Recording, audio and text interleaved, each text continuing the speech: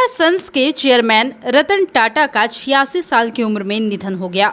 उन्होंने बुधवार देर रात करीब 11 बजे अंतिम सांस ली। वो मुंबई के ब्रीच कैंडी अस्पताल के इंटेंसिव केयर यूनिट में एडमिट थे और उम्र संबंधी बीमारियों से जूझ रहे थे। टाटा का पार्थिव शरीर नरीमन पॉइंट स्थित national centre for performing arts में रखा गया है। यहाँ लोग शाम 4 बजे तक अंतिम दर्शन कर सकेंगे।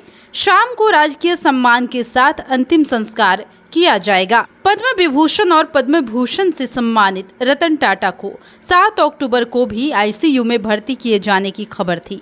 हालांकि उन्होंने इसका खंडन करते हुए कहा था कि वो ठीक है, रूटीन चेकअप के लिए अस्पताल पहुंचे हैं। उसी तरह से बता दें कि टाटा चेयरमैन एन चंद्रशेखरन ने कहा है कि हम अत्यंत दुख के साथ रतन टाटा को विदाई दे रहे हैं।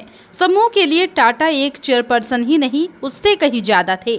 मेरे लिए वो एक गुरु थे, मार्गदर्शक थे और मित्र भी थे। वहीं राष्ट्रपति मुर्मू ने कहा है कि भारत ने एक ऐसे आइकॉन को खो दिया है जिन्होंने कॉरपोरेट ग्रोथ, राष्ट्र निर्माण, नैतिकता के साथ उत्कृष्टता का मिश्रण किया।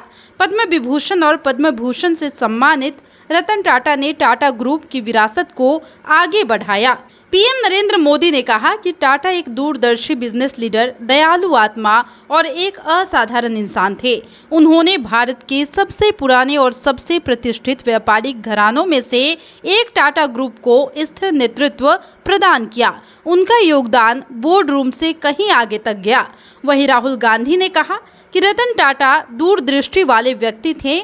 उन्होंने बिजनेस और परोपकार दोनों पर कभी न मिटने वाली छाप छोड़ी है। उनके परिवार और टाटा कम्युनिटी के प्रति मेरी संवेदनाएं हैं। मुकेश अंबानी ने कहा कि ये भारत के लिए बहुत दुखद दिन है। रतन टाटा का जाना ना सिर्फ टाटा ग्रुप बल्कि हर भारतीय के लिए बड़ा ही नुकसानदायक है। व्यक्तिगत तौर पर रतन टाटा को जान पाना बहुत ज़्यादा आसान नहीं था और उन्हें जानने के बाद मैं दुख से भर गया क्योंकि मैंने अपना एक दोस्त खो दिया। गौतम अडानी ने कहा कि भारत ने एक महान और दूरदर्शी व्यक्ति को खो दिया है। टाटा ने मॉडर्न इंडिया के पाथ को रिडिफाइन किया और साथ ही टाटा सिर्फ एक बिजनेस लीडर नहीं थे, उन्होंने करुणा के साथ भारत की भावना को मूर्त रूप दिया। आनंद महिंद्रा ने कहा कि मैं रतन टाटा की अनुपस्थिति को स्वीकार नहीं कर पा रहा हूं। रतन टाटा को भुलाया नहीं जा सकेगा क्योंकि वो एक महापुरुष थे और महापुरुष कभी मरते नहीं। सुंदर पिचाई ने कहा कि रतन टाटा से पिछली मुलाकात के दौरान उनका विजन सुनना मेरे लिए प्रेरणादायक था। वह एक्स्ट्रा ऑर्डिनरी बिजनेस लीगेसी छोड़ गए हैं। उन्होंने भारत में मॉडर्न बिजनेस लीडरशिप को मार्गदर्शन देने और डेवलप करने में महत्वपूर्ण भूमिका निभाई थी।